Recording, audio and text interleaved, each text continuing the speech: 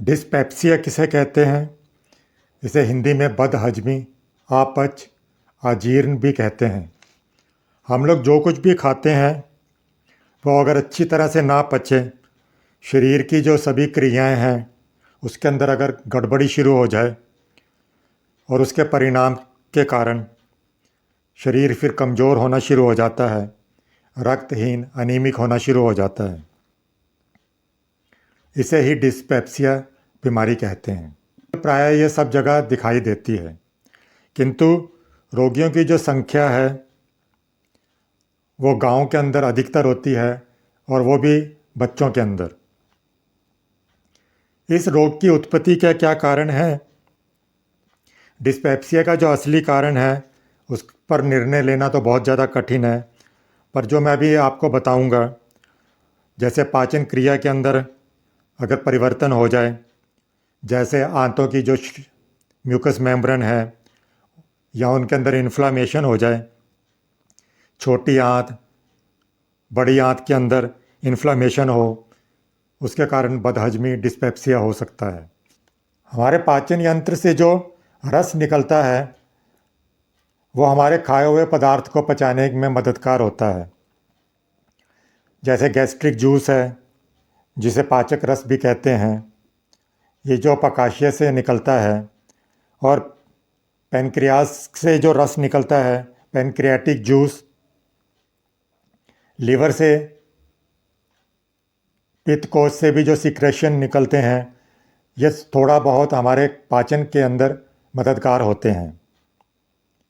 इनके अंदर अगर परिवर्तन हो जाए तो इसे डिस्पेप्सिया कहेंगे। मैं डॉक्टर JS रंधावा, जयपुर का एक होम्योपैथ।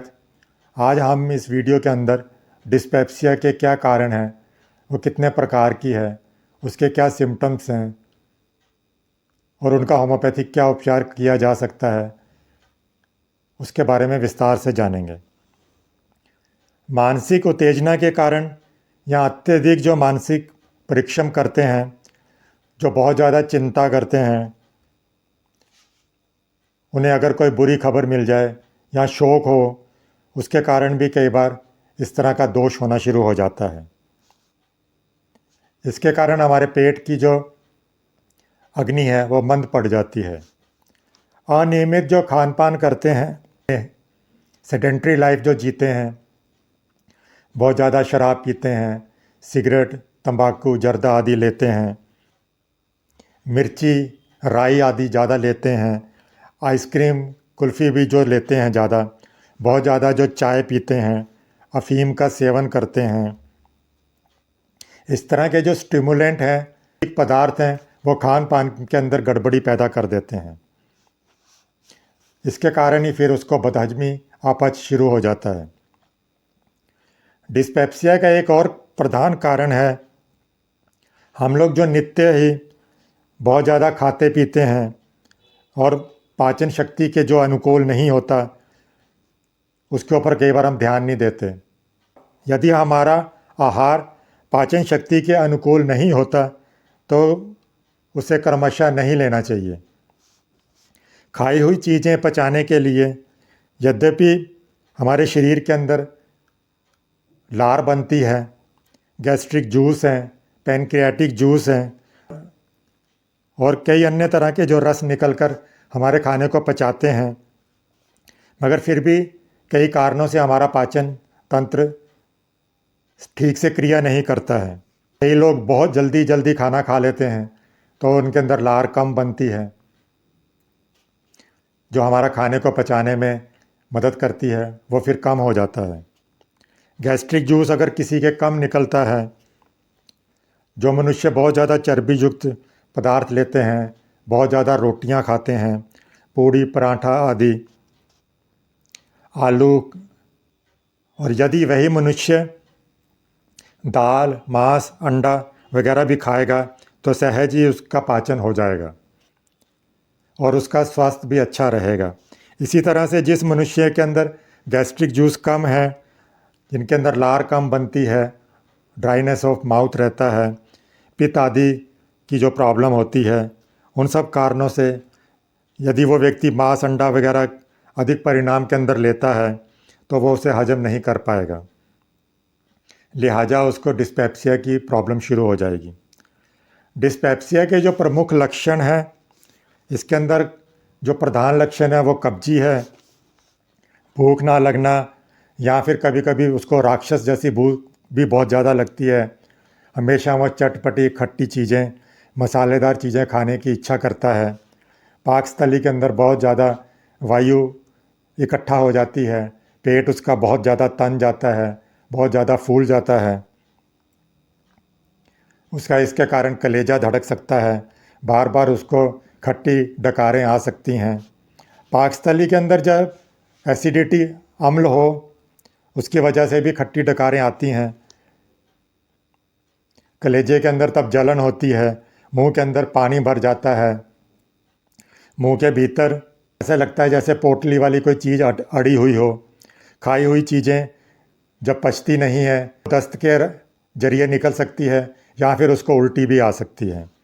पाकस्थली के ऊपर का जो हिस्सा है वहाँ पर उसको दर्द रहेगा, दर्द वो सहन नहीं कर सकता, हमेशा पेट भारी मालूम होता है, पेट की गड़बड़ी रहेगी, पेट फूला हुआ रहेगा। उसको शारीरिक और मानसिक जो परिश्रम करने की इच्छा है वो भी कम होती जाएगी। थोड़े से ही परिश्रम के कारण उसको थकावट महसूस होगी, सुस्ती और मन बैठ जाएगा, फुर्ती उसके अंदर नहीं रहेगी, वो चिड़चिड़ा मिजाज वाला व्यक्ति बन जाएगा। जरा जरा सी बात पर भी उसको क्रोध आएगा, नींद उसको कम आएगी, नींद के अंदर उसको ड्रीम्स या स्वप्न बहुत ज़्यादा आएंगे, सिर के अंदर उसको चक्कर आते हैं, आँखों से कम दिखाई देना शुरू हो जाता है, चेहरा उसका बदरंग हो सकता है, आँखें ऐसी लगेंगी जैसे धसी हुई हों, शरीर का रंग पीला पीला पड़ जाएगा, होंठ हैं उसके, मुंह है, जीभ है, उनके अंदर भी खून की कमी आएगी। हमेशा उसके हाथ पैर ठंडे रहेंगे और वह ज़रा से भी ठंड बर्दाश्त नहीं कर पाएगा। हमेशा उसके जो शरीर का मांस है, मसल्स हैं, वो कम होने शुरू हो जाएंगे, शरीर की शक्ति, वाइटल फोर्स कम होता जाएगा, वो दुबला पतला होना शुरू हो जाएगा।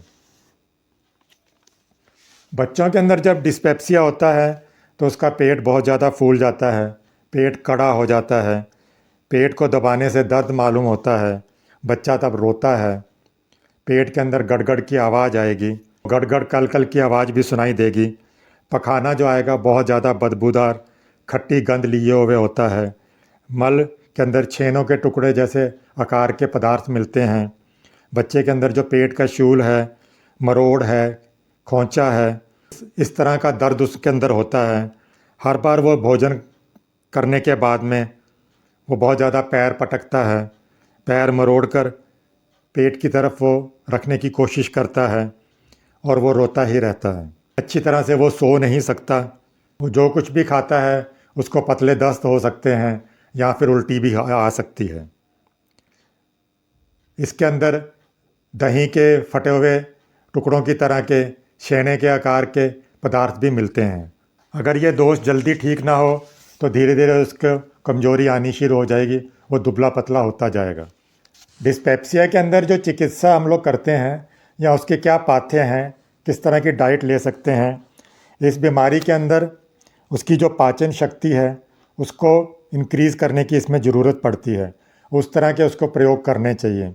रोगी जो आटा, मैदा, दाल, आलू, भात, मांस, अंडा आदि जो खाता है पच जाती है।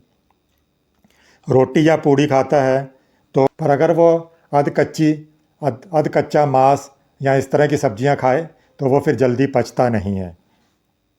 अपेक्षाकृत बच्चों के अंदर और वृद्ध जो हैं, बुजुर्ग लोग हैं, उनके अंदर जो पाचन शक्ति है वो कमज़ोर होनी शुरू हो जाती है। के अंदर जो बदहजमी का प्रमुख कारण है वो माता का, जब वो स्तनपान करता है और अगर माता को ये प्रॉब्लम हो तो फिर वो बच्चे को भी हो सकती है। लिहाजा यहाँ पर माता की खुराक और उसकी पाचन शक्ति को बढ़ाने वाली वस्तुएं देनी चाहिए। जो भोजन करते हैं उसको पचाने के लिए हमें उसे खूब चबा चबा कर खाना चाहिए। ये पुरानी कहावत भी है कि एक ग्रास को खाने के लिए जितने 32 दांत हों उतनी बार उस ग्रास को चबाना चाहिए, ताकि मुंह के अंदर जो लार है वो अधिक बननी शुरू हो जाए। तो जिन वृद्ध या बुजुर्ग व्यक्तियों के अंदर जिनके दांत ना हो या बच्चों के अंदर जब दांत कम होते हैं तो वहाँ पर ये प्रॉब्लम बढ़नी शुरू हो जाती है।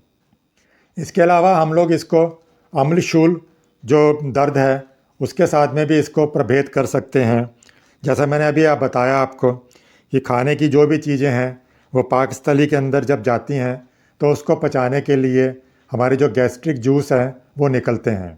गैस्ट्रिक जूस हैं ये एसिडिक होते हैं, इनके अंदर अम्ल रस होता है और यही जो एसिड है वो अगर कम निकले, ज़रूरत के मुताबिक ना निकले, यहाँ वो फिर बहुत ज़्यादा अधिक मात्रा के अंदर निकलती है तो उसके अंदर उसके कारण जो अम्लशूल होता है तो उसे असहनीय दर्द होनी शुरू हो जाती है।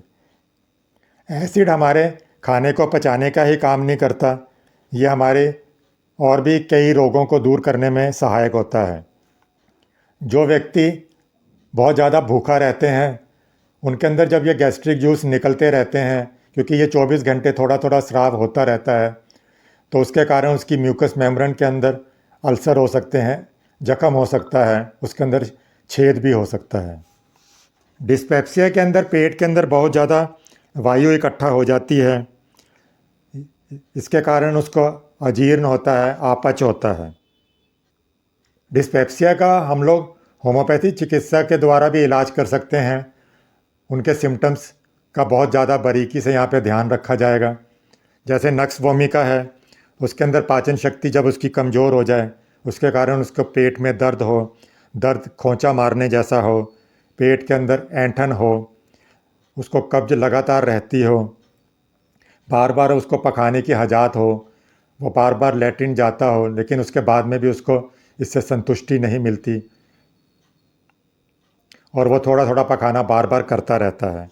उसके अलावा उसको नक्स वोमिका के अंदर उल्टी भी होती है, वो भी खट्टी होगी, या उसको नौजिया ओकाई भी बार बार आती रहेगी।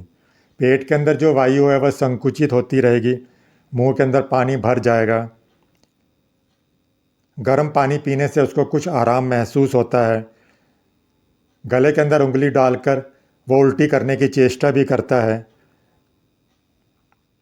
पेट के अंदर इसके अंदर बहुत ज़्यादा वायु इकट्ठा हो जाती है।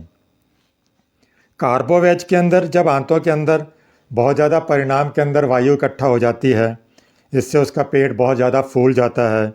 पेट फूलने के साथ में उसको खट्टी डकारें आती हैं, जो डकार है वो बहुत ज़्यादा तकलीफ़ से निकलता है, इससे थोड़ा सा रोगी को आराम आता है।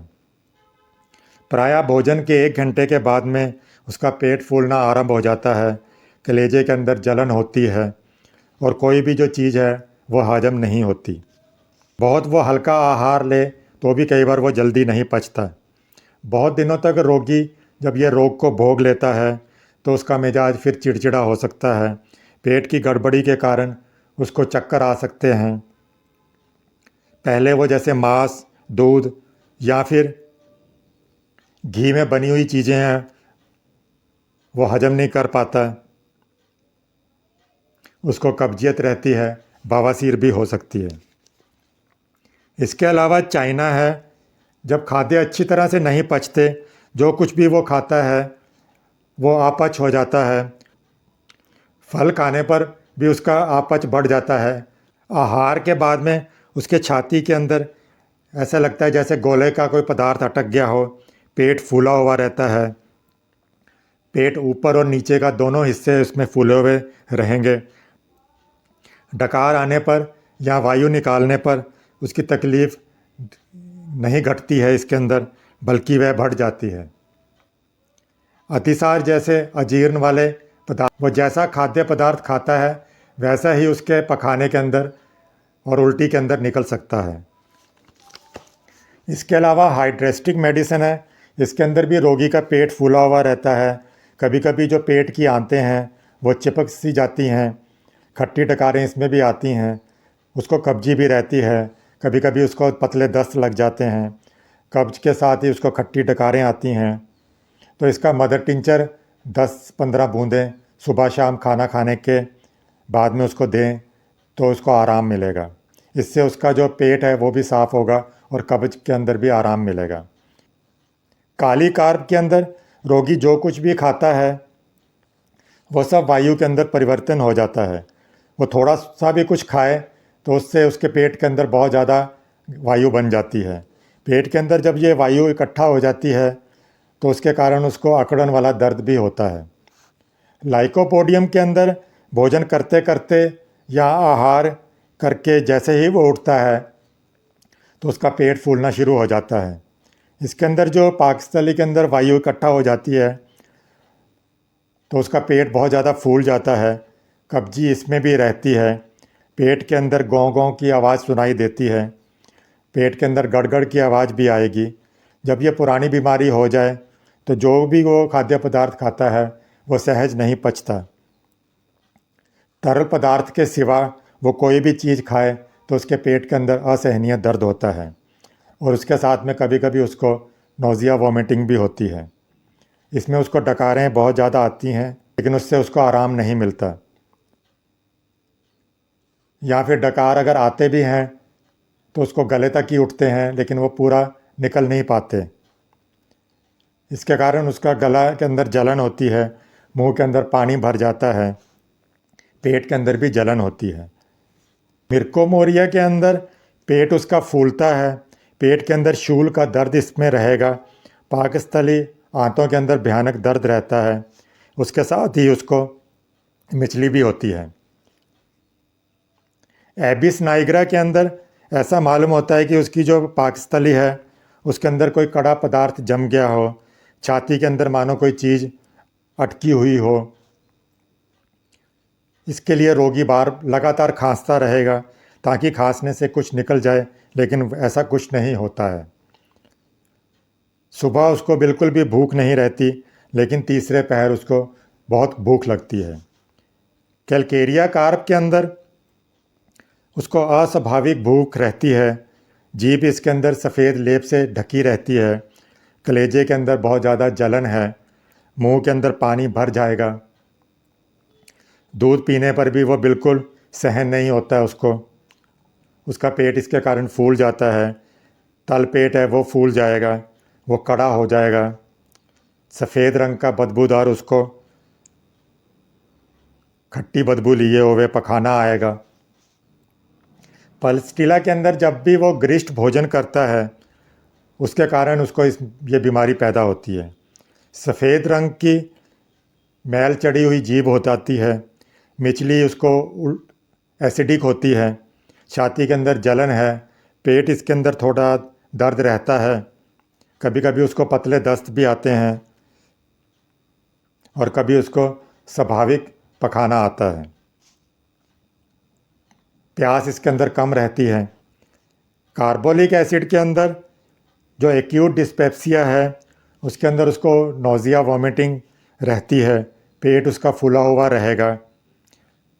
बहुत ज़्यादा सड़न लिए हुए बदबूदार इसमें दस्त आते हैं।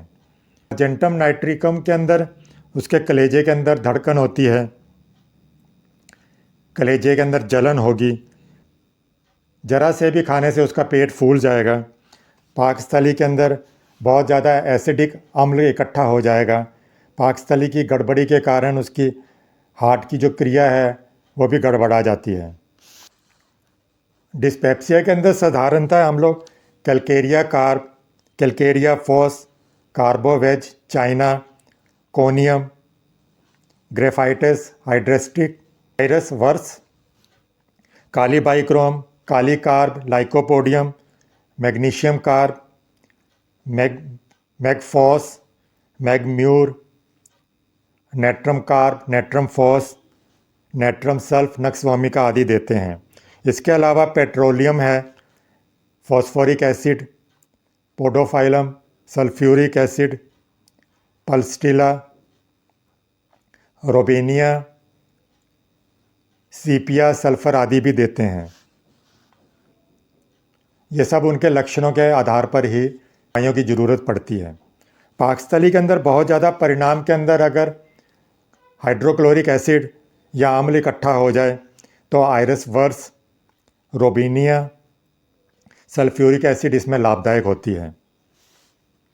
डिस्पेप्सिया के अंदर जब बहुत ज़्यादा जलन होती है तो arsenic, belladonna, bismuth, carbo veg, colocynth, hydrastis, iris, lycopodium, mercurius, phosphorus, robinia, secale cor, veratrum, alb और कैप्सिकम आदि ज़रूरत पड़ती है।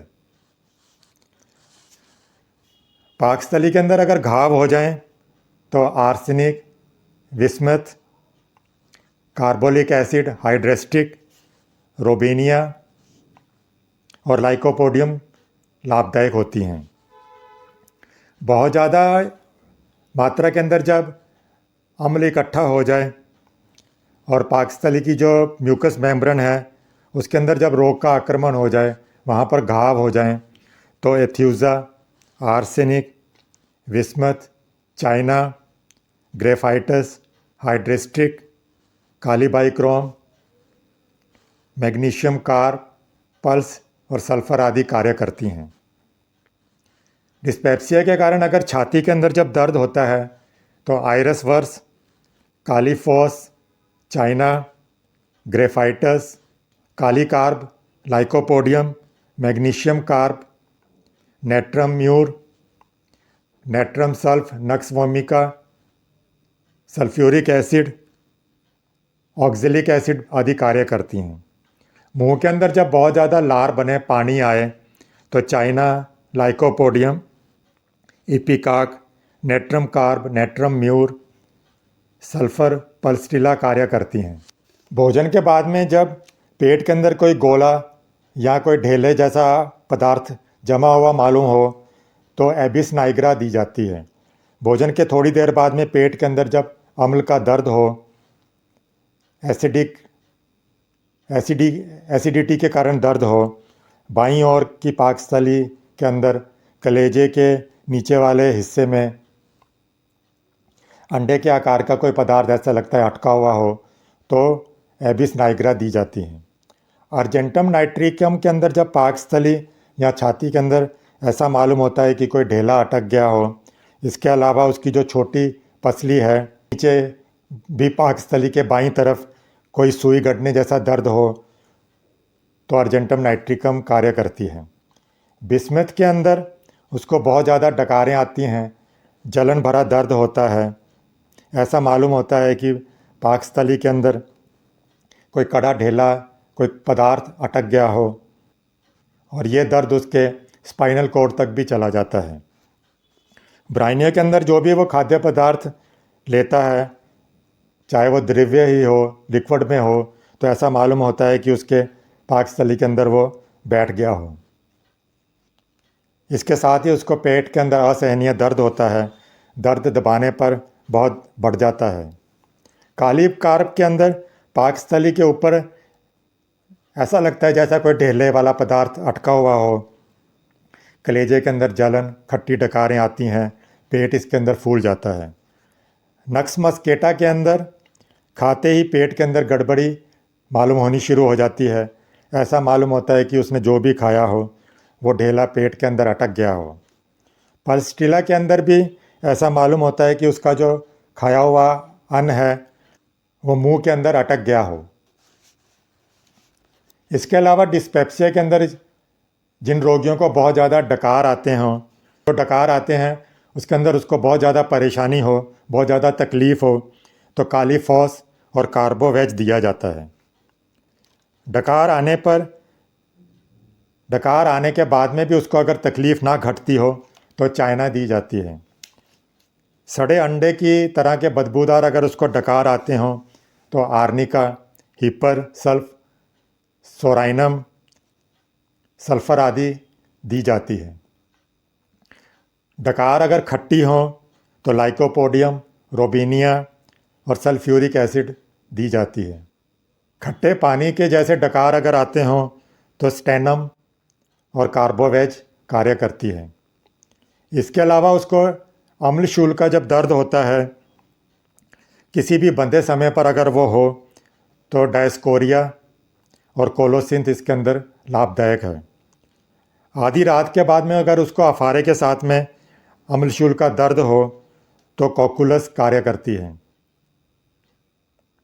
अम्लशूल का दर्द अगर एकाएक उसको हो जाए तो कैलकेरिया कार्ब, बेलाडोना, मैगफॉस, और अगर खाली पेट उसको अम्लशूल हो तो एनाकार्डियम दी जाती है।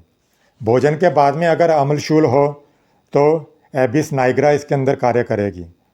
भोजन के अगर 1-2 घंटे बाद में अम्लशूल हो तो नक्स वोमिका कार्य करती है। यहाँ पर मैंने जो भी आप लोगों को होम्योपैथिक मेडिसिन बताई हैं तो डिस्पेप्सिया के लिए कोई भी पेटेंट दवा नहीं है। उसके सिम्टम्स, उसके क्या क्या लक्षण है, दवा का चयन करना पड़ता है। अगर अम्लशूल के अंदर बहुत ज़्यादा दर्द हो तो हम लोग उसके अंदर वरेटम एल्ब 3x शक्ति के अंदर भी उसको बार बार दे सकते हैं, दिन में 3-4 बार दे सकते हैं। इसके साथ में जब दर्द घटना शुरू हो जाए तो कोलोसिन 6x के अंदर भी दे सकते हैं। एकोनाइट नैप भी इसके अंदर दे सकते हैं। ये लो पोटेंसी के अंदर 3x 6x में दे सकते हैं। इसकी 3-4 बूंद ही 1 या 2 औंस पानी के अंदर मिलाकर उसको थोड़ा थोड़ा दें, दिन में 3-4 बार दें, खाना खाने के बाद में दें तो उसको आराम आना शुरू हो जाएगा। खट्टी कै, खट्टी डकारें, कई बार इसके दांत भी बहुत ज़्यादा खट्टे हो जाएं, ये सब अम्ल की निशानी है। तो इसके लिए कई बार हम लोग गर्म पानी के अंदर नींबू का रस और उसके अंदर थोड़ा सेंधा नमक मिलाकर भी उसको रोगी को दें तो उससे भी उसको आराम आता है। यहाँ पर मैंने जो भी होम्योपैथिक दवाएं बताई हैं वो किसी योग्य होम्योपैथिक चिकित्सक की सलाह पर ही और उसकी देखरेख में ही लें, अन्यथा इसके दुष्परिणाम भी हो सकते हैं। आपको ये वीडियो कैसा लगा इसे लाइक कीजिएगा, चैनल को सब्सक्राइब कीजिए और बेल आइकॉन को ऑन रखें ताकि जब भी नया वीडियो आए तो आपको उसका नोटिफिकेशन मिल जाए। Thanks for watching. मिलते हैं अगले वीडियो के अंदर। Stay healthy,